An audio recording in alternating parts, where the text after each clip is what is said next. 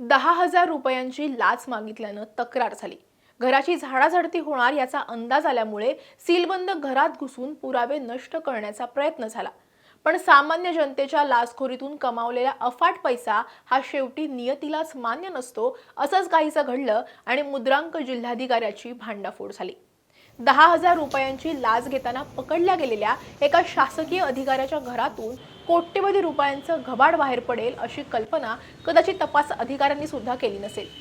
अकोल्याचे मुद्रांक जिल्हाधिकारी किरण चौधरी यांच्यावर लाचलुचपत प्रतिबंधक विभागानं म्हणजेच एसीबीनं केलेल्या कारवाईनं प्रशासकीय व्यवस्थेतील भ्रष्टाचाराचं एक विदारक चित्र पुन्हा एकदा समोर आणलं गेलंय। या संपूर्ण प्रकरणाचा, एसीबीच्या कारवाईचा आणि जप्त करण्यात आलेल्या अफाट संपत्तीचा सविस्तर आढावा आपण या व्हिडिओच्या माध्यमातून घेणार आहोत। नमस्कार, मी कोमल आचरेकर आणि तुम्ही पाहत आहात महाराष्ट्र टाइम्स ऑनलाईन। या संपूर्ण प्रकरणाची सुरुवात झाली 10,000 रुपयांची लाच मागितल्यामुळे। अकोल्यात कार्यरत असलेले मुद्रांक जिल्हाधिकारी किरण चौधरी यांनी एका तक्रारदाराकडून त्याचं काम करून देण्याच्या मोबदल्यात 10,000 रुपयांची लाच मागितली होती। थकीत मुद्रांक शुल्क म्हणजेच स्टॅम्प ड्युटीची रक्कम कमी करून देण्याच्या मोबदल्यामध्ये त्यांनी ही 10,000 रुपयांची लाच तक्रारदाराकडे मागितली होती। या तक्रारदाराचा अकोला MIDC परिसरात एक भूखंड आहे। या भूखंडावरील थकीत मुद्रांक शुल्काची रक्कम निश्चित करून ती भरण्यासाठी तक्रारदार मुद्रांक जिल्हाधिकारी कार्यालयात अनेक दिवसांपासून चक्रा मारत होता।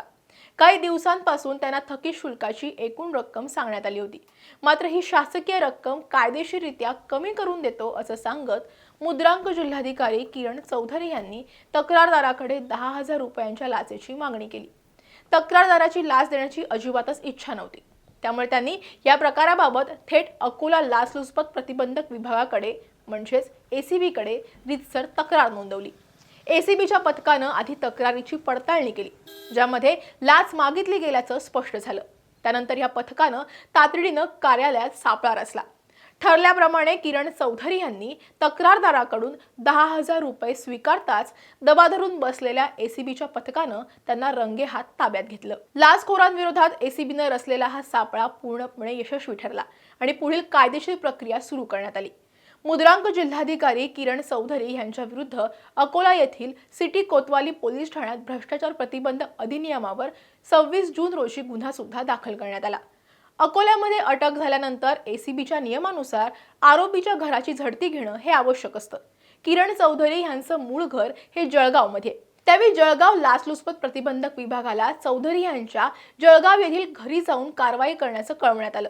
त्यानुसार जळगाव लाचलुचपत प्रतिबंधक विभागानं आपलं पथक चौधरी यांच्या घरी पाठवलं आणि त्यांचं घर सीलबंद केलं।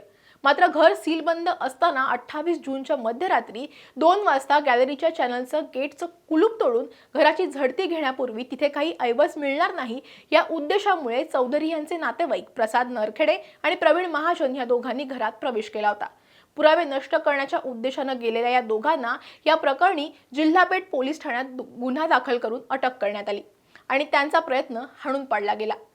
शेवटी 2 जुलै रोजी नाशिक आणि जळगावच्या एसीबीच्या 8 ते 10 अधिकाऱ्यांच्या संयुक्त पथकानं तातडीनं जळगाव येथील त्यांच्या साईप्रभा आर्केड येथील निवासस्थानी धाड टाकली। आवश्यक कायदेशीर प्रक्रिया पूर्ण केल्यानंतर अधिकाऱ्यांनी सीलबंद घर उघडून इन कॅमेरा झाडाझडतीला सुरुवात केली। ही सगळी कारवाई पूर्णपणे इन कॅमेरा करण्यात आली, जेणेकरून पारदर्शकता राहील। जेव्हा अधिकाऱ्यांनी घरात प्रवेश केला आणि कपाट आणि तसेच लॉकर उघडण्यास सुरुवात केली, तेव्हा तिथे मिळालेलं घबाड पाहून अधिकारी सुद्धा चक्रावून गेले। या संपूर्ण कारवाई दरम्यान बाहेरील व्यक्तींना प्रवेश पूर्णपणे नाकारण्यात आला होता। घरातील प्रत्येक खोली, कपाट, लॉकर, कागदपत्र तसेच इलेक्ट्रॉनिक उपकरणांची सुद्धा बारकाईनं तपासणी करण्यात आलेली आहे। एसीबीच्या अधिकाऱ्यांनी घराचा कानाकोपरा तपासून सोनं, चांदी, रोख रक्कम, आर्थिक व्यवहाराशी संबंधित असलेली कागदपत्र आणि इतर महत्त्वाचं साहित्य आपल्या ताब्यात घेतले। रात्री उशिरापर्यंत ही सगळी कारवाई सुरू होती।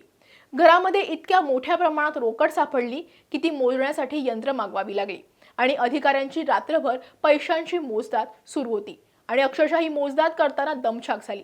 जप्त केलेला सर्व मुद्देमाल जळगाव जिल्हाधिकारी कार्यालयातील जिल्हा कोषागार विभागाच्या ताब्यात देण्यात आलाय।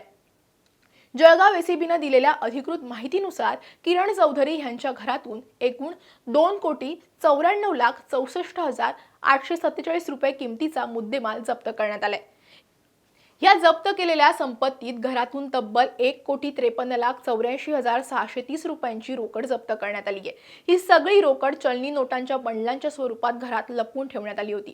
तपासणीत 60,57,135 रुपयांचे 422 ग्रॅमचे सोन्याचे दागिने, 31,416 रुपयांचे 154 ग्रॅमचे चांदीचे दागिने, 11,52,745 रुपयांच्या सोने खरेदी केल्याच्या पावत्या, 6,25,545 रुपयाच्या घरातील इतर वस्तू आढळून आल्यात।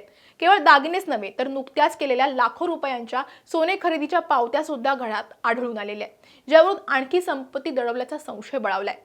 किरण चौधरी आणि त्यांच्या कुटुंबियांच्या नावावर असलेल्या विविध ठिकाणच्या स्थावर मालमत्तेची सुद्धा कागदपत्र एसीबीनं हस्तगत केलेली आहेत। या मालमत्तांची अचूक किंमत शोधण्याचं काम सध्या सुरू आहे।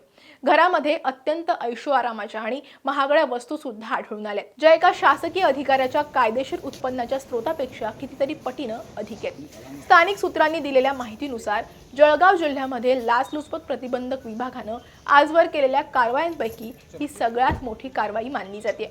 एका वर्ग 1च्या अधिकाऱ्याकडे एवढ्या मोठ्या प्रमाणावर बेहिशेबी संपत्ती मिळणं ही महसूल विभागात आणि प्रशासकीय वर्तुळात प्रचंड मोठी खळबळ उडवून देणारी बातमी आहे। 10,000च्या लाचखोरीच्या प्रकरणाचे आता बेहिशेबी संपत्ती प्रकरणात रूपांतर झाले। पुढच्या काळात किरण चौधरी यांच्या अडचणी आता आणखीन वाढण्याची शक्यता आहे।